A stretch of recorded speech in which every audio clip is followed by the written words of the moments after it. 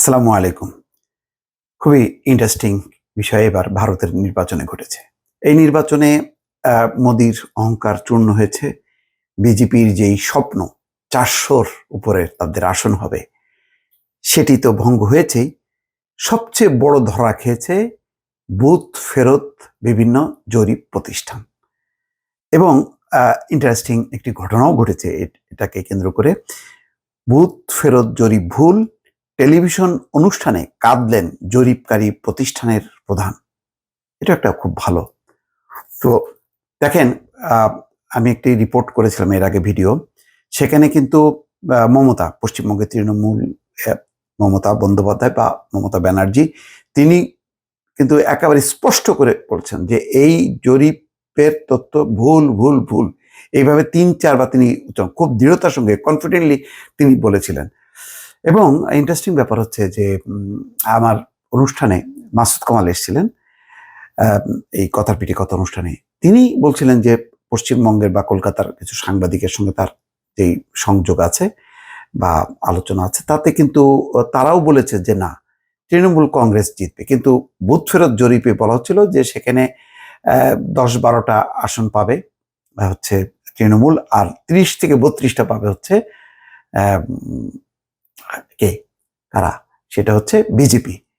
অর্থাৎ মোট ৪২টা আসনের মধ্যে ৯টা-১০টা পাবে, আর বাকি সব আসন পাবে হচ্ছে বিজেপি, এরকম ধারণা দেওয়া হয়েছিল। পুরো ধারণাটা ভুল।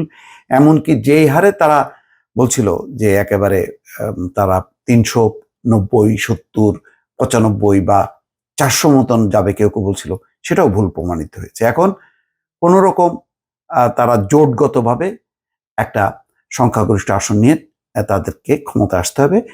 আর এর পক্ষে একার পক্ষে ক্ষমতা আসা সম্ভব না বিজেপির, কেননা একক সংখ্যাগরিষ্ঠতা তার দল পায়নি। ২৪৩টা বা ৪৫টা হবে, যেটা বোঝা যাচ্ছে। লোকসভা নির্বাচনে ফল আসতে শুরু করার পর এক টেলিভিশন অনুষ্ঠানে কাঁদতে দেখা গেল ভারতীয় জরিপকারী প্রতিষ্ঠান অ্যাক্সিস মাই ইন্ডিয়ার চেয়ারম্যান ও ব্যবস্থাপনা পরিচালক প্রদীপ গুপ্তাকে।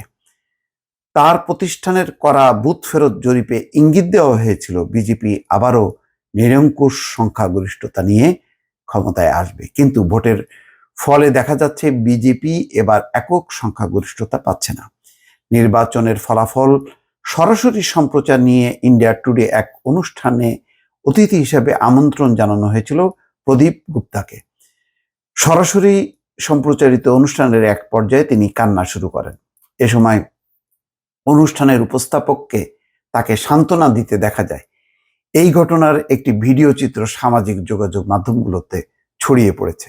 ইন্ডিয়া টুডে অ্যাক্সিস মাই ইন্ডিয়ার বুথ ফেরত জরিপে বলা হয়েছিল বিজেপি নেতৃত্বাধীন এনডিএ জোট এবার ৩৬১ থেকে ৪০১ আসনে জয়ী হতে চলেছে, আর কংগ্রেসের নেতৃত্বাধীন জোট পেতে পারে ১৩১ থেকে ১৬৬ আসন। এছাড়া অন্যান্য দল পাবে ৮ থেকে ২০টি আসন। ভারতের নির্বাচন কমিশনের দেওয়া সর্বশেষ ফলাফল অনুযায়ী এনডিএ জোট ২৯৩ আসনে এগিয়ে রয়েছে। এছাড়া ইন্ডিয়া জোট এগিয়ে আছে ৩৩২টি আসনে, অন্যান্য দল ১৮টি আসনে এগিয়ে আছে।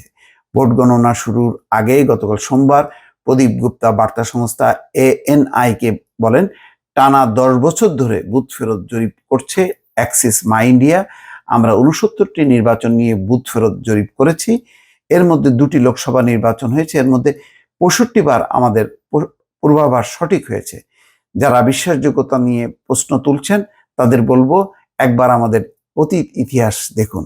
তবে শুধু India today Axis my India নয়, প্রায় সব বুথ ফেরত জরিপের পূর্বাভাস ছিল আবারও বিপুল সংখ্যাগরিষ্ঠতা নিয়ে ক্ষমতায় আসছে এনডিএ। বিজেপিও একক সংখ্যাগরিষ্ঠতা পেতে যাচ্ছে। কংগ্রেস সভাপতি কিন্তু তিনিও নাকচ করে দিয়েছেন। মোটামুটি বিরোধী জোটের যত নেতা ছিলেন তারা কিন্তু সবাই নাকচ করেছে। মমতা বন্দ্যোপাধ্যায় তো খুব কঠিনভাবে নাকচ করেছেন যে এটা অসম্ভব, এবং একটা অভিযোগ আসছে যে বিজেপি এটি তার অর্থায়নে এই সমস্ত জরিপ করে একটু দুর্বল করা বিরোধীদেরকে, যাতে তারা ভোট গণনার সময় উপস্থিত না থাকে। এমনকি এই জরিপ প্রকাশের পরপর বিজেপি বিজয় উল্লাস করারও প্রস্তুতি নিচ্ছিল। এখন সমস্ত জায়গায় হতাশা। অনেক রাজ্যের সভাপতি, বিজেপি সভাপতি বলেছে তাদের কাছে এই মানে ভোটের এই ফলাফল খুবই অপ্রত্যাশিত। দর্শক, আবার প্রমাণ হলো যে বুথ ফেরত জরিপ আসলে সঠিক না। তারা কোন হিসেবে করলো, কি করলো, এটা নিশ্চয়ই একটা গবেষণার বিষয়। ভালো থাকবেন। আল্লাহ হাফেজ।